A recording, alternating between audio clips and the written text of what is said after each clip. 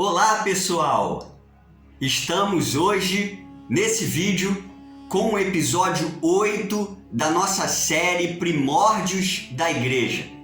E hoje vamos comentar sobre o culto cristão primitivo. Sim, como os nossos irmãos primitivos cultuavam a Deus. Vamos então saber um pouquinho mais disso? E olha, muita informação vem por aí, então fique ligado, continue aí e vamos entender um pouquinho como os nossos irmãos cristãos lá do primeiro século, do tempo apostólico, cultuava ao nosso Deus.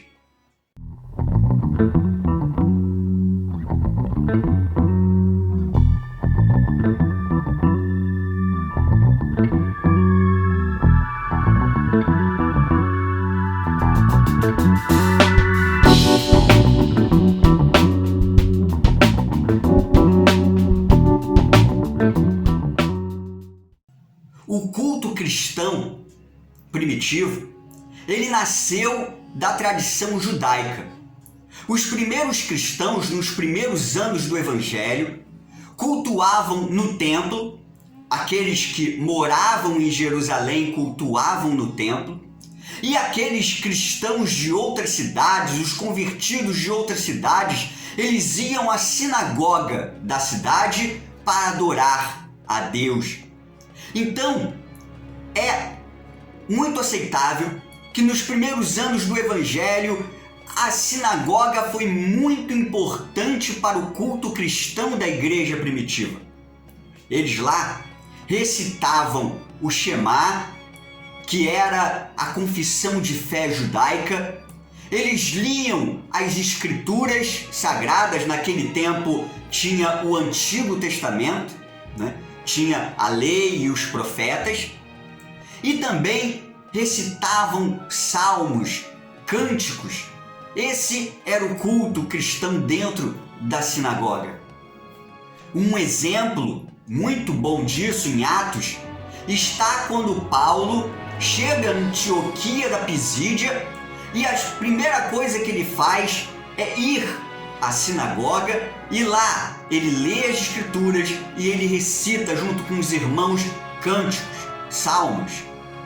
Esse culto na sinagoga foi importantíssimo para o crescimento da igreja cristã. Em Atos 6, 7, mostra que através desse culto, através da presença de cristãos na sinagoga, vários sacerdotes eles se converteram. Vários sacerdotes seguiam o caminho de Cristo. E tem uma tese teológica que esses sacerdotes, muitos desses sacerdotes seriam essênios, que eram um grupo judeu religioso que vivia nos montes, tinha uma liturgia mais apurada, né? Eles eram mais afastados, eles eram se preparavam mais para cultuar a Deus. Eram mais espirituais, se fosse o caso na linguagem de hoje. Então, a presença desses sacerdotes, que poderiam ser essênios, foram importantíssimos mesmo, para o desenvolvimento do culto cristão. Do desenvolvimento do culto cristão, ele vai ter força, ele vai caminhar por causa da presença desses sacerdotes. E através do culto na sinagoga e do templo, surgiu no meio cristão dois tipos de culto. O culto do cenáculo e o culto da palavra. O culto do cenáculo era muito interessante. Primeiramente, para a gente entender, cenáculo era um lugar reservado de uma casa para cultuar a Deus.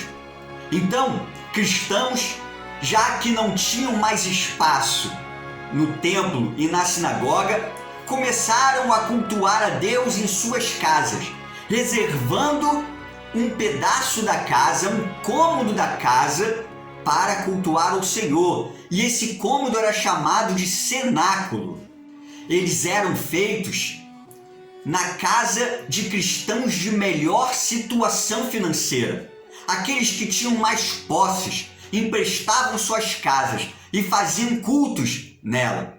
E interessante que nesses cultos, mais ou menos se viam 9 pessoas. Mais ou menos 9 pessoas. E não é porque vinham poucas pessoas, não. É por causa do tamanho do lugar. Naquele tempo, no século I, as casas não eram muito grandes, né?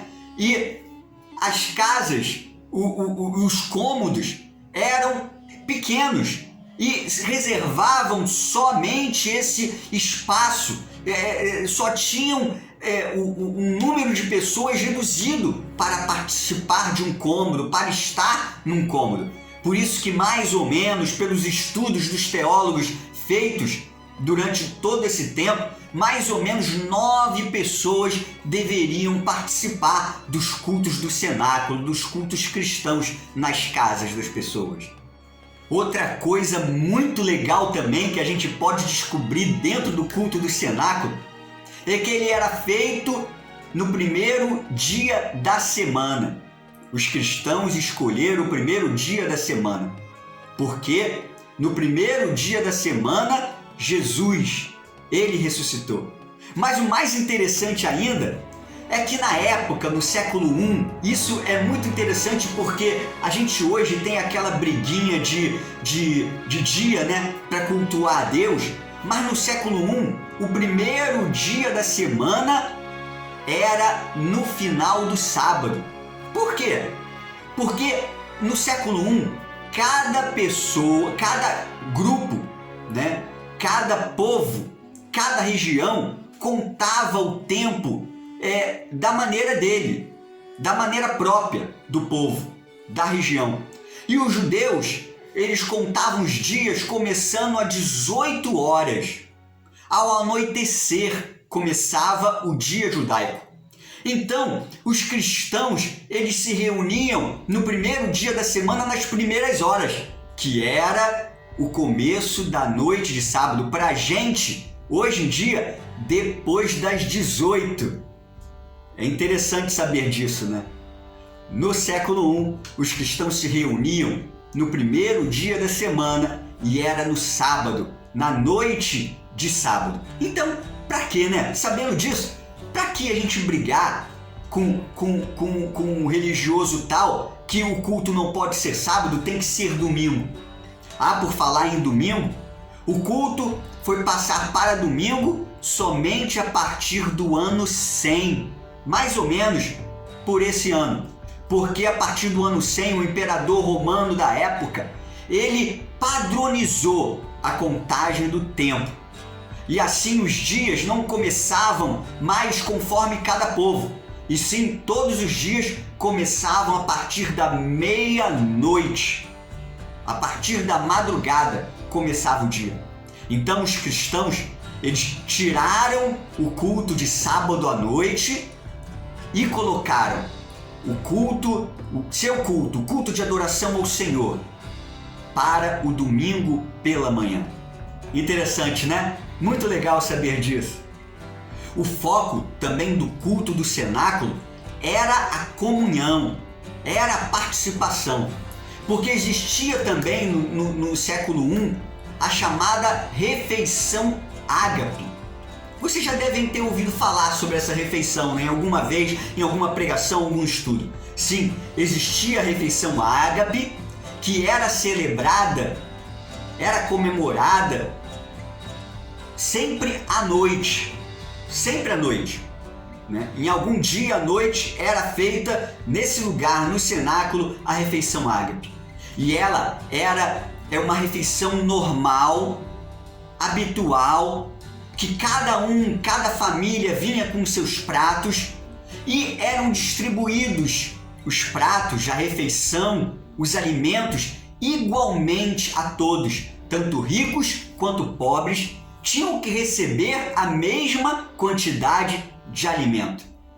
Interessante também saber que existe bem uma exortação de Paulo lá em 1 Coríntios 11, se não me engano, está uma exortação de Paulo, porque na igreja de Corinto estava tendo erros nessa refeição ágape. Estava tendo erros na celebração da refeição ágape, porque não estava tendo uma celebração igualitária. Então Paulo exorta os cristãos de Corinto a celebrarem certo a refeição ágape. Inclusive, há uma teoria, há uma tese, que depois, no final da refeição ágape, era distribuída a ceia, como Jesus fez. Na Páscoa, Jesus e os seus discípulos, os apóstolos, eles comeram a Páscoa, a ceia da Páscoa, e depois, no final, como está registrado nos evangelhos, Jesus vai lá e apresenta o pão e o vinho para ficar marcado, para se lembrarem daquele momento, para se lembrarem dele, de Jesus, do sacrifício de Jesus. O culto da palavra, ele também era celebrado nas casas dos nossos irmãos cristãos, também de melhor situação e tudo mais, como era no culto do cenáculo. Mas o culto da palavra era mais espontâneo do que o culto do cenáculo. Lá no culto da palavra não tinha uma rigidez de liturgia como no culto do cenáculo. Lá existiam palavras inspiradas de profecias, deixava-se mais o Espírito Santo inspirar, assim, sem muita formalidade. Nesse culto existiam orações espontâneas, leitura das Escrituras, entonação de cânticos e tanto de salmos quanto de cânticos daquele tempo. Se falava em línguas. Tinha muito a presença do dom de línguas, mas com interpretação. E também era falada, era recitada, era lida as Escrituras, as palavras de Jesus e também as cartas dos apóstolos. Se tivesse alguma carta de algum apóstolo para ler, era lida nesse tipo de culto, no culto da palavra. Paulo, ele vai reforçar a existência desse culto e para que os cristãos pratiquem também esse culto nas suas cartas.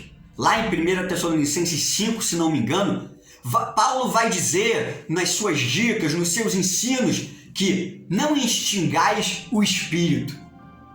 E outras palavras também de Paulo sobre esse culto existem em suas cartas. Mas também esse culto teve e trouxe alguns erros para a igreja primitiva. Inclusive Paulo também aos Coríntios, essa igreja de Corinto não era mole não, né? Vai exortar os coríntios, os nossos irmãos coríntios, a praticar corretamente este culto da palavra. Quando ele vai tratar dos dons, do dom de línguas, quando ele vai falar do amor, textos muito interessantes, textos conhecidos lá de 1 Coríntios 12, 1 Coríntios 14 e 1 Coríntios 13, quando ele vai falar do amor. E também este culto, esse tipo de culto, trouxe alguns erros, trouxe alguns enganos teológicos. Muitas pessoas se aproveitavam desse culto para trazer enganos, ensinar enganos. E isso foi duramente combatido no Didaquê, lá por volta do ano 100. Legal, né? O culto cristão primitivo era muito importante na época. Ele era essencial para o cristão. O cristão ansiava em participar do culto. E olha, para finalizar o vídeo, eu vou colocar aqui o que o Justino Mártir, eu vou ler aqui para vocês, o que o Justino Mártir, lá mais ou menos no ano 150, e a gente já falou em vídeos anteriores da série sobre Justino Mártir, que ele vai escrever sobre como era o culto cristão primitivo e possivelmente essa era a ordem de culto dos nossos irmãos primitivos lá no século I também. Olha só como era o culto cristão primitivo. naquele tempo? Havia a leitura da memória dos apóstolos e os escritos dos profetas. O sermão era dado pelo bispo. Existia depois uma oração por todos os presentes. Também se apresentava o pão e vinho, e logo depois do amém, se distribuía o pão e o vinho misturado com água, e essa distribuição era feita pelos diáconos. Existia também a entrega de ofertas aos ausentes pelos diáconos. E também, em último lugar, era feita a oferta com o bispo. O bispo era responsável de receber as ofertas depositadas, para assim o cuidado dos órfãos e viúvas. Legal, né? Interessante essa ordem de culto, esse modelo de culto.